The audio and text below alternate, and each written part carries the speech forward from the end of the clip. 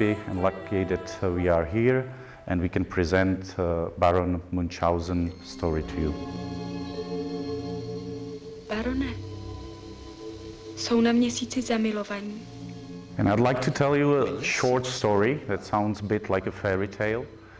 And this story begins 80 years ago when was a shoe factory in a little town in Czech Republic in Zlín. And the owner of the factory was a very smart man. His name was Tomáš Baťa.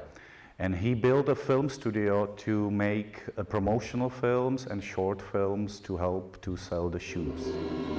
And there was another guy, a young man named Karel Zeman, who worked for this factory, and he did the shop windows. He was a shop window decorator. And he made these windows very artistic, and he was noticed by a filmmaker who worked for the film studio for this company. And he invited him to go to do films in this film studio. And because Karel Zeman loved films, he went to do films in the studio and he started his career. And in the end, he became the most successful film director in Czech Republic and around the world. And he made great fantasy films. He shot in prehistory, he shot on the moon, he created a Jules Verne world in the films.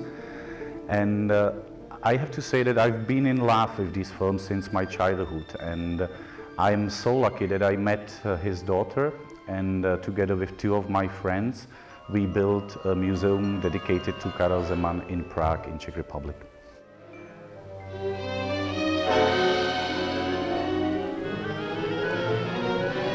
Karel Zeman films are 50, 60 years old, but because of artistic style and great story, because they are fantasy films, they can still talk to nowadays audience, and it's got great humor in it, it's great poetic in it, and especially children can enjoy it, even if it's without digital tricks, and it's just stylized, but it's full of fantasy and humor.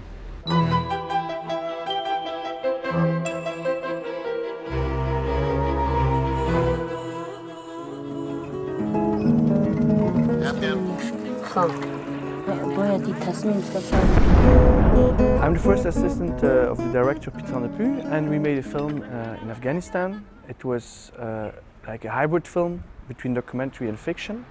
And it's mainly about the reality of the children and how they live, how they work and how they play, survive, how they dream in the country Afghanistan.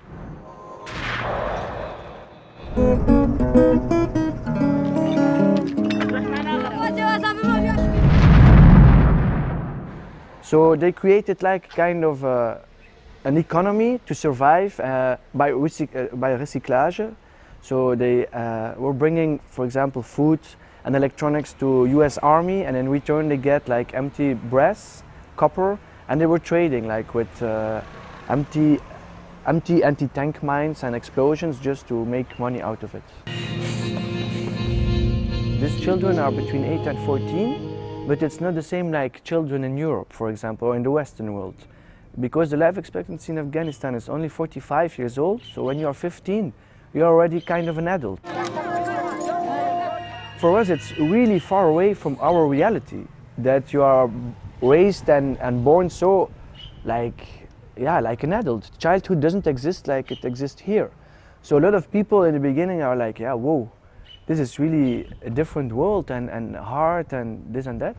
But when you explain to them the reality of this country, and that it's like you go back 200 years ago, then people understand little by little that you cannot compare it with our references here.